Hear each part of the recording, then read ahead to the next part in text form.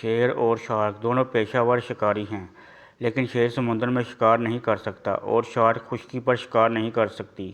شیر کو سمندر میں شکار نہ کر پانے کی وجہ سے ناکارہ نہیں کہا جا سکتا اور شارک کو جنگل میں شکار نہ کر پانے کی وجہ سے ناکارہ نہیں کہا جا سکتا۔ دونوں کی اپنی اپنی حدود ہیں جہاں وہ بہترین ہیں۔ اگر گلاب کی خوشبو ٹماٹر سے اچھی ہے تو اس کا یہ مطلب نہیں کہ اسے کھانا تیار کرنے میں بھی استعمال کیا جا سکتا ہے۔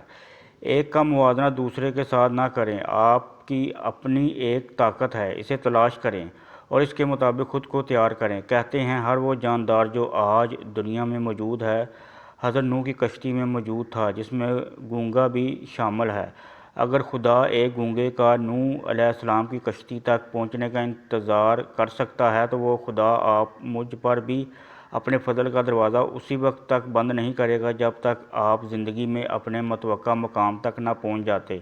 کبھی خود کو حقارت کی نظر سے نہ دیکھیں، بلکہ ہمیشہ خود سے اچھی امیدیں وابستہ کریں۔ یاد رکھیں، ٹوٹا ہوا رنگین قلم بھی رنگ بھرنے کے قابل ہوتا ہے۔ اپنے اختتام تک پہنچنے سے پہلے خود کو بہتر کاموں کے استعمال میں لے آئیں۔ وقت کا بدترین استعمال اسے خود کا دوسروں کے ساتھ موازنہ کرنے میں ضائع کرنا ہے۔